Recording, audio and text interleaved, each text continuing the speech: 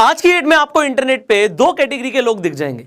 एक वो लोग जो कह रहे हैं कि जोमैटो का जो आईपीओ है वो अभी तक का सबसे बढ़िया आईपीओ जाने वाला है, अगर हमने जोमैटो के आईपीओ में इन्वेस्ट किया तो हमारा पैसा मल्टीप्लाई हो जाएगा। और वहां पर दूसरी कैटेगरी के लोग हैं जो बोल रहे हैं कि जोमैटो के आईपीओ में इन्वेस्ट मत कीजिए, ऑलरेडी लॉस मेकिंग कंपनी है और इसमें इन्वेस्ट करने पे कोई फायदा नहीं होगा। वेल, आपको क्या लगता है आप डेफिनेटली कमेंट्स में बता सकते हैं, बट अब हम आगे बढ़ेंगे। देखिए, मैं आपको एक चीज बोलूंगा, do not invest in what you do not understand. आप कभी भी उस चीज में इन्वेस्टमेंट मत कीजिए जो आपको समझ नहीं आती। आपको बहुत सारे लोग मिलते हैं, आपके इनफैक्ट रिलेटिव्स भी ऐसे ऐसे होते हैं जो आपको बताएंगे ये वाला बिजनेस कर लो, ये वाला बिजनेस बहुत अच्छा चल रहा है, तुम इस सेक्टर में आ जाओ, इस चीज की फैक्ट्री डाल लो। अब मैं आपको एक ही चीज बोल रहा हूं, मैं आपको ये बोल रहा हूं कि आप कभी भी उस चीज में इन्वेस्ट मत कीजिए जो आपको समझ नहीं आती। अगर आपको एक बिजनेस के बारे में बिल्कुल नहीं पता, आपको वो समझ नहीं आता, तो डेफिनेटली आप उसमें लॉस कर सकते हो। आपने इन्वेस्टमेंट भी कर दिया, आपको नहीं पता कि आप कहां पे इन्वेस्ट कर रहे हो, तो पैसा जहां जा रहा है वो सही हाथों में है, गलत हाथों में है, आपको नहीं पता। और जब आपको अपने पैसे के बारे में नहीं पता, इन्वेस्टमेंट के बारे में नहीं पता, तो लॉस होना तय होता है।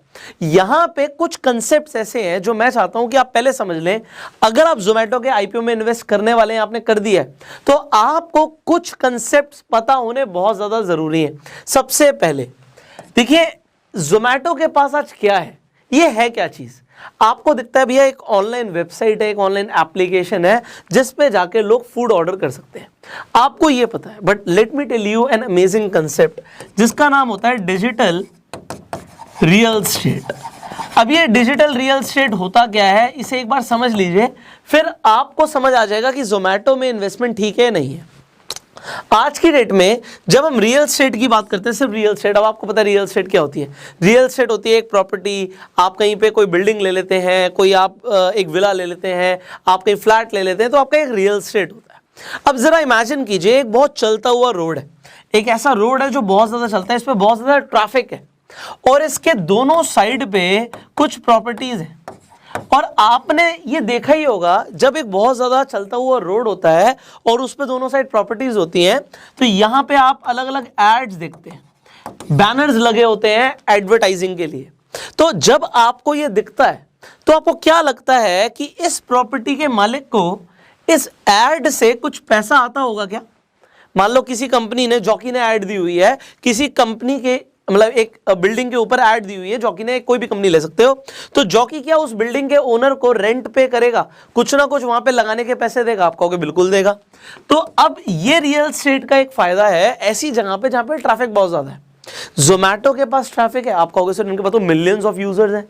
एब्सोल्युटली, जब मिलियंस ऑफ यूजर्स हैं तो वो जोमैटो पे जाके करते क्या है, फिलहाल के लिए, आगे क्या होने वाला है उसके बारे में भी हम बात करेंगे। आपको ये समझ आ रहा है कि जोमैटो पे जाके वो फूड ऑर्डर करते हैं। अब आप ये भी बोलोगे कि भैया रेस्टोरेंट्स तो बहुत सारे हैं, हजारों नहीं सर लाखों रेस्टोरेंट्स हैं, तो अब उन रेस्टोरेंट्स को क्या चाहिए कि हमारी जो रैंकिंग है वो रैंकिंग ऊपर लेकर आओ। अब ये रैंकिंग ऊपर लेकर आने का मतलब वही है कि अगर किसी के पास प्रॉपर्टी है तो वहां पे बैनर हो, यहां पे बहुत सारे लोग हैं, अगर जोमैटो ने किसी रेस्टोरेंट से पैसे लिए और उसे बोला मैं आपकी रैंकिंग ऊपर कर दूंगा, तो ये कितना प्रॉफिटेबल जा सकता है। उस रेस्टोरेंट के ओनर को पता है कि भैया अगर मेरी रैंकिंग ऊपर आ गई तो मेरे पास ऑर्डर्स बढ़ जाएंगे, ऑर्डर्स बढ़ जाएंगे तो मेरे फिक्स एक्सपेंसेस सेम है बट मेरा प्रॉफिट बढ़ जाएगा, तो मैं यहां पे रैंकिंग के लिए पैसे दूंगा। अब लाखों में से अगर हजारों रेस्टोरेंट्स भी हर रोज, हर हफ्ते, हर महीने जोमैटो को पैसा देने लग गए, तो ये वाला जो बिजनेस है ये जोमैटो के लिए 100% प्रॉफिट में जाएगा। अब क्या आप इसे समझते हो, डिजिटल रियल एस्टेट Amazon पे, फ्लिपकार्ट पे बहुत बढ़िया वर्क कर रहा है भाई। अगर आपको Amazon पे अपनी रैंक ऊपर लेके आनी है, कोई भी प्रोडक्ट की जो आप बेचते हो, कोई टी शर्ट बेचते हो, तो आपको ऊपर लेके आने पड़ेगा। आपने देखा होगा Amazon पे आता है लिखा हुआ स्पॉन्सर्ड। जब स्पॉन्सर्ड लिखा हुआ आता है इसका मतलब क्या है, Amazon के पास क्या है, ट्रैफिक है, ट्रैफिक। वो ट्रैफिक के ऊपर अपने डिजिटल रियल एस्टेट से पैसे कमा रहा है, ये एक Amazon का एडिशनल बेनिफिट है। जोमैटो के पास भी वही चीज है आज की डेट में, जिसके पास ट्रैफिक है वो कुछ भी बेच सकता है। तो यहां पे अभी मैंने सिर्फ एड्स की बात करी है, अगर ट्रैफिक है तो कल को कितनी चीजें बिक सकती हैं ब्रांडिंग से।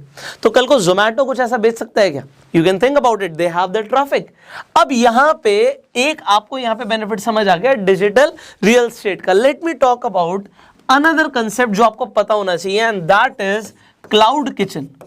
अब क्लाउड किचन को गोस्ट किचन भी बोलते हैं। अब भैया इसका भूतिया से कुछ लेना देना नहीं है, इसका मतलब क्या है ये समझिए। आज आप एक रेस्टोरेंट देखते हैं, आप अपने फेवरेट रेस्टोरेंट से ऑर्डर करते होंगे, जोमेटो पे, स्विगी पे, जिस पर भी आप करते हैं। तो मान लीजिए एक रेस्टोरेंट खुला हुआ है। अब इस रेस्टोरेंट की बहुत सारी कॉस्टिंग्स होती हैं। ज़्यादातर जो रेस्टोरेंट्स खुलते हैं वो जो ओनर्स होते हैं वो अपनी जगह पे नहीं खरीदते, वो रेंट पे उस जगह को लेते हैं। अब जब रेस्टोरेंट खुलेगा, अगर वो कोई ऐसी लोकेलिटी में है, कोई ऐसी जगह पर खुला हुआ है जहां पे उसकी विजिबिलिटी नहीं है, कोई देखता नहीं है, तो वहां पे रीच बहुत कम आएगी। तो ऐसी जगह पे रेस्टोरेंट लेना पड़ेगा रेंट पे जहां पे ट्रैफिक ज्यादा हो, जिसकी हमने ट्रैफिक की बात करी थी, लोग देख पाए, विजिबिलिटी बहुत अच्छी हो, तो ऐसी जगह का रेंट भी ज्यादा होगा। तो अगर एक अच्छी मेट्रोपॉलिटन सिटी की बात करें और एक अच्छी लोकेशन की बात करें, डिसेंट साइज रेस्टोरेंट की, तो 2 लाख से 8 लाख रुपए तक कुछ भी किराया हो सकता है। इसके बाद जब हम कोई रेंट पे जगह लेते हैं, क्या हम सिक्योरिटी डिपॉजिट करते हैं? आप कहोगे बिल्कुल करते हैं। कितनी होती है वो? रेंट की कम से कम 3 गुना, कुछ लोग तो 6 महीने की भी लेते हैं। तो मान लेते हैं लॉक इन पीरियड ज्यादा है, तो यहाँ पे एवरेजन 12 लाख रुपए लगाओ जी सिक्योरिटी के। इसके बाद उस रेस्टोरेंट को बनाना पड़ेगा, आपको तो सिर्फ जगह मिलेगी, तो उस इंफ्रास्ट्रक्चर को बिल्ड करना पड़ेगा, ऐसी एम्बियंस करनी पड़ेगी, इंटीरियर कराना पड़ेगा, तो उसमें लाखों रुपए खर्च हो जाते हैं। 40 से 50 लाख रुपए आप मान के चलिए अगर कोई बढ़िया रेस्टोरेंट बनाएगा तो। और ये मैं लोअर साइड पे ले रहा हूँ, उससे ज़्यादा भी खर्च करते हैं। अच्छी दिल्ली जैसी सिटीज़ में, मुंबई जैसी सिटीज़ में लोग करोड़ों रुपए भी खर्च कर देते हैं अपने रेस्टोरेंट्स पे। अब इसके बाद आपको चाहिए वर्कर्स काम करने के लिए, जो आपकी फिक्स कॉस्ट में जाएगा। अब वर्कर्स आएंगे, आपके वेटर्स आएंगे, शेफ्स आएंगे, बहुत सारे लोग होते हैं जो एक रेस्टोरेंट में काम करते हैं। उसके बाद आपको एक मैनेजर भी अपॉइंट करना है, लोगों से अच्छे से बात करने के लिए, उसकी सैलरी बहुत ज़्यादा होगी, एंड ये फिक्स्ड एक्सपेंस में तो जा ही रहा है। फिर आप मार्केटिंग करोगे एट द एंड, और इसमें भी आपके पैसे जाएंगे। अब आपको क्या लगता है ऐसे रेस्टोरेंट में जिसमें इतनी सारी कॉस्टिंग है, जब आप फूड ऑर्डर करते हो और मान लो कोई डिश आप ऑर्डर करते हो वो 500 रुपए की है, तो उसमें भैया फूड की कॉस्ट कितनी होती होगी? आप कहोगे सर कुछ नहीं होती होगी, मतलब 10-20% कॉस्टिंग होती होगी फूड की। And you are right. अगर आप एक 500 रुपए का सूप ऑर्डर कर रहे हो अच्छे रेस्टोरेंट में जाके, तो भैया उसमें कितने का टमाटर है, और वो उसमें एडिशनल आप जो भी कॉस्टिंग लगा सकते हो चीज़ों की, उसमें इंग्रेडिएंट कॉस्टिंग कुछ भी नहीं है, नथिंग, बट बाकी सारी चीज़ों की कॉस्टिंग बहुत ज़्यादा है। अब क्लाउड किचन का कंसेप्ट क्या कहता है? कहता है हमें रेंट पे महंगी जगह लेने की ज़रूरत ही नहीं है, हम तो जी कोई ऐसी जगह पे भी ले लेंगे जहाँ पे कोई नहीं आ सकता, मतलब किसी को आना ही नहीं है ना वहाँ पे, तो सिर्फ टेक अवे ओनली होगा। तो यहाँ पे क्लाउड किचन का मतलब क्या होता है कि कोई बैठ के खाना नहीं खाएगा, वहाँ पे डाइन इन नहीं है, ओनली टेक अवे, सिर्फ लेकर जाओ, यहाँ पे खाना बनेगा। अब जब टेक अवे हो रहा है और वहां पे कोई देख नहीं रहा, तो एक बहुत छोटी जगह पे बहुत ज्यादा प्रोडक्शन हो सकती है खाने की। तो ये क्लाउड किचन का एक और फायदा हो गया। तो जहां पे आप 2 लाख 8 लाख रुपए रेंट दे रहे थे, वहां पे 20-30 हजार में भी काम हो जाएगा क्लाउड किचन के लिए।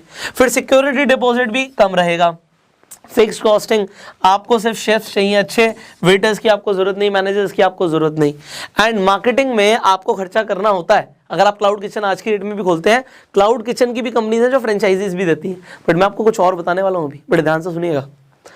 मार्केटिंग में खर्चा होता है, एग्रीगेटर कॉस्ट बोलते हैं। जैसे स्विगी पे कोई अपना रेस्टोरेंट को लेकर आएगा, फिर वही वहां पे लेकर आएगा, तो एग्रीगेटर जो बीच में है, जोमेटो अपना मार्जिन लेगा, स्विगी अपना मार्जिन लेगा, और कल को ऐड ले आया तो ये मार्केटिंग कॉस्ट बढ़ जाएगी। बट जरा सोचिए, think about this concept called Zomato kitchen.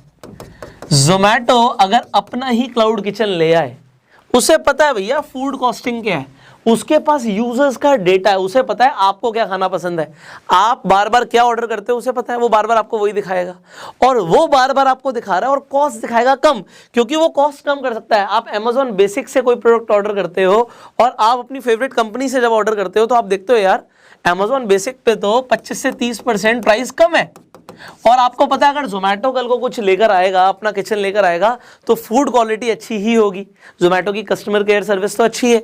अब अगर ये सब अच्छा है जोमेटो के साथ, और जोमेटो अपना किचन ले आता है, आप डेफिनेटली बोलोगे सर बहुत सारे रेस्टोरेंट्स की वॉट लगेगी, बट जोमेटो को इससे प्रॉफिट होगा। अब जिन लोगों ने जोमेटो में इन्वेस्ट किया हुआ है उनकी बल्ले बल्ले है। अब मैं आपको एक और फाइनल कंसेप्ट दे रहा हूं, and then total your decision. देखो जी, मेरे हिसाब से 3 साल एक बहुत बड़ा टाइम होता है किसी भी इंडस्ट्री को पूरी तरीके से हिला देने के लिए। 3 साल एक बहुत बड़ा टाइम होता है, ठीक है जी। जोमैटो का फ्यूचर अगर आप बड़े ध्यान से समझें, जोमैटो इस वक्त कर क्या रहा है, जोमैटो अलग अलग कंपनीज में इन्वेस्ट कर रहा है। मैंने लास्ट वीडियो में बताया था, उसने फिट्सो में इन्वेस्ट किया, उसने ग्रोफर्स में इन्वेस्ट किया हुआ है। तो इसी तरीके से वो अलग अलग नई कंपनीज में भी इन्वेस्ट कर रहा है जिसमें पोटेंशियल ग्रोथ है। अब खुद लॉस में होने के बावजूद भी इतनी इन्वेस्टमेंट अगर एक कंपनी कर रही है तो वो कंपनी बहुत ज़्यादा एग्रेसिव है। अगर कंपनी इतनी ज़्यादा एग्रेसिव है मार्केट में अपना शेयर बढ़ाने के लिए और प्रॉफिट में जाने के लिए, कितना टाइम लगेगा? मैंने बोला 3 साल लगते हैं। अगर आप किसी भी इंडस्ट्री को हिलाना चाहते हो, you just need to have digital traffic, digital real estate, what Zomato has, and finally a brand name when everybody is talking about it.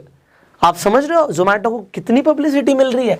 ये आईपीओ के चक्कर में जोमैटो का नाम कितना ज्यादा हो गया, और ये नाम जो बढ़ रहा है, ये फ्री पब्लिसिटी जो मिल रही है उसे, ये publicity will add to the profits of the company very soon, and हो सकता हो भी रहे हो। सो ये प्रॉफिट में जाएगी कब, कितने टाइम में जाएगी? Well I can not predict it right now, but I know भैया 3 साल अगर उसने ढंग से फोकस किया, जो वो कर भी रही है, so Zomato has a very promising future. Now what do you think? आपको क्या लगता है? देखो आपकी अपनी राय भी हो सकती है, आप अपनी राय डेफिनेटली कमेंट्स में बताइए। एंड अगर आपको वीडियो अच्छी लगी जल्दी से लाइक कर दीजिए। अगर आपको जोमैटो के आईपीओ में, इनफैक्ट आगे पेटीएम का आईपीओ होने वाला है, LIC का आईपीओ होने वाला है, पॉलिसी बाजार का आईपीओ होने वाला है, अगर आप आईपीओ में इन्वेस्ट करना चाहते हो तो आपको एक डीमेट अकाउंट चाहिए होता है। डिस्क्रिप्शन कमेंट बॉक्स में लिंक है, उस पर क्लिक कीजिए, अपना डीमेट अकाउंट फ्री में खुलवाइए, और उसके बाद आप जिस आईपीओ के अंदर चाहते हैं आप इन्वेस्टमेंट कर सकते हैं। जोमैटो के आईपीओ के बारे में पूरी जानकारी के लिए हमने ऑलरेडी वीडियो बनाई हुई है, आई बटन पे लिंक है, आप उसे भी जाके देख सकते हैं। फाइनली YouTube पे वीडियो देख रहे हैं, सब्सक्राइब कीजिए, बेल आइकन पे क्लिक कीजिए कि ऐसी एक भी वीडियो आप मिस ना करें। एंड फेसबुक पे देख रहे हैं आप, हमें फॉलो कीजिए। I will see you in the next video. Till that time you share this video right now and go self made.